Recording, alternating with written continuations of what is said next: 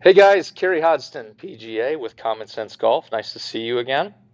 Look, today I want to talk about the hand path. All right, where I've done some lessons on this before, but I want to get more granular with it. Okay, we're kind of moving up, like I've said in some recent lessons, from the 101, 201 area to kind of the 301 area, and we'll get to the 401 area eventually, and then we'll get into the master's program and the doctorate program and all those types of things down the road. But for right now, let's talk about the hand path. Let's talk about how this works. Now, you guys have seen lessons with me where I've talked about screwing myself into the ground, right, with my pushing into the ground and sitting into the ground to use the ground as leverage, right, to be explosive through the golf ball, and also, more importantly to me, less more so than being explosive through the golf ball, is to make sure that you have tremendous balance and that the strength of your body, like your hips and your thighs and your knees and your feet, the strongest part of your body, is supporting the other half of your body that is actually connected to the golf club and swinging the golf club, okay, which is your upper half of your body. Now, in the past, we've just a brief review. We've gone into situations where we've seen people like back in the 70s, 80s get into more of a reverse C type situation at the end of their golf swing. Not exactly what Hogan was doing when his pelvis was leading the golf swing. So Hogan's pelvis led the golf swing, and so he always had this finish where this part of his body looked forward, right? Not exactly a reverse C like the classic like the Johnny Millers of the world back in the day when they were at their heyday. What they did was they went back through here and they moved both knees out ahead of the golf swing, and then dragged the club through, and then tried to cover the golf ball through here and finish. And then they got into a position where they were like a reverse C, like this, okay, which absolutely destroys your back. I would never, ever, ever teach that. Now, and as time went on, Johnny got away from that, and all the people that were doing that got away from that because it crushes your discs in your lower back. So no good. So what I want you to do is I want you to get into more of the screwing it into the ground thing here, where we're kind of sitting in. Now, the coolest thing about that is what it does with your hand path. Okay, it's also awesome, obviously for balance, because when I'm screwing in here, my lower body is still underneath my upper body versus being like this, where my lower body's in front of my upper body's back here, and my back hurts. My back hurts just even thinking about that. And when I'm trying to demonstrate it to you, it does not feel good. So don't do that. All right. So what I'm trying to do is I'm trying to screw it into the ground and keep this part of my body underneath this part of my body. Okay, so I'm in balance, and I can apply the hit to the golf ball while I'm in balance right here. I want to be able to do that. The coolest thing about it, as I mentioned, was the hand path, what it does for your hand path. So what I'm going to do is I'm going to show you down the line here a little bit so you can kind of get a feel for what that looks like. All right, so when I'm going back here, I push my club back like always, okay, and then I set my wrist, and as I set my wrist here, I move slightly to my left, or my lead side, okay, to recenter my weight, okay, to get it in the center. And from right here, then I'm going to feel like I'm coming around and screwing myself into the ground. So what that does for your hand path is remember, I like to keep my hand path as close as possible to what I call the slot around my waist. Okay, this is where I want my hands to get and keep the same distance all the way around my waist, bang, all the way to the end, same distance, same distance, same distance. Okay, so from 3 o'clock to 9 o'clock, 9 o'clock to 3 o'clock, however you look at it from your point of view, I want my hands to be the same distance from my body. Okay, I don't want my hands to get out away from my body or get jammed in too close, because it's just going to cause me all kinds of problems with sequence and there's just a million different problems I can go into it. So what I want is I want my hand path to be constant. The more constant my hand path is, the more constant the path of my golf club will be.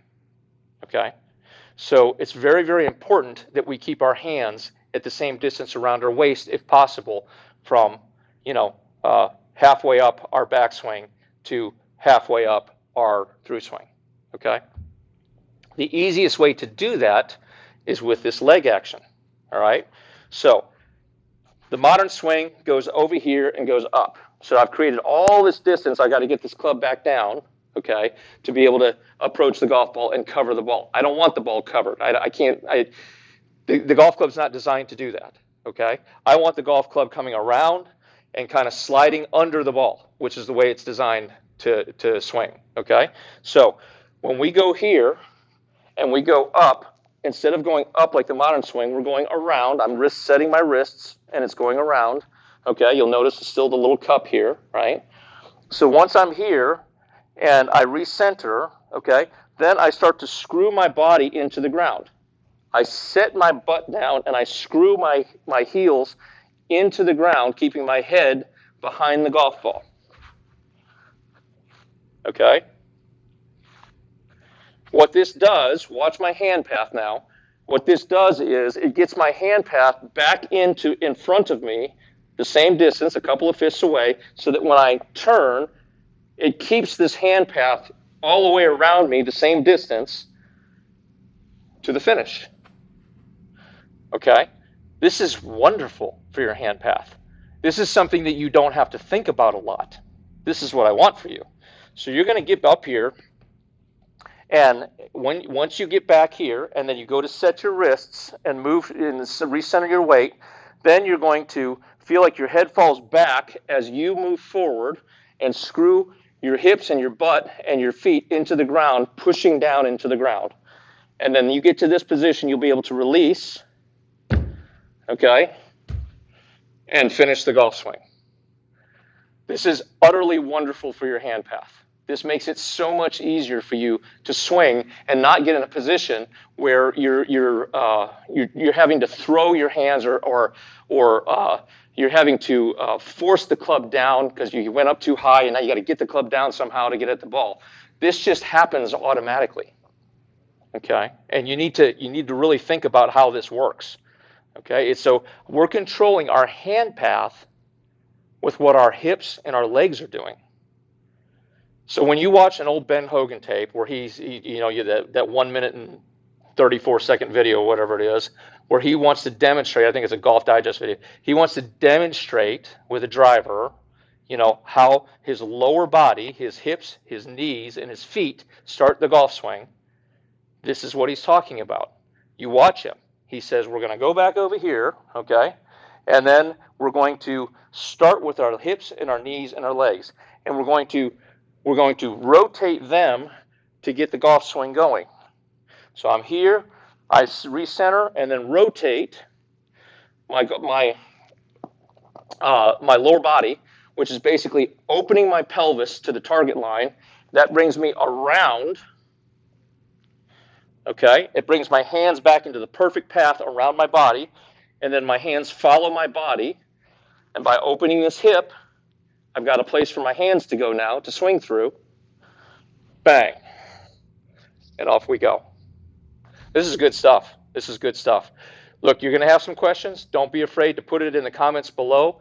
Do like and subscribe to videos and share them with everybody if you want. This stuff has not been out anywhere. Nobody's teaching this kind of stuff, okay? The kind of stuff that we're trying to teach with what's going on with Hogan. There are a couple people out there that are absolutely fantastic, like Chris Hodsden with Polygon Golf. He's really, really good. There's a couple other guys that are doing really great works with regard to what Hogan did and some of the classic swingers.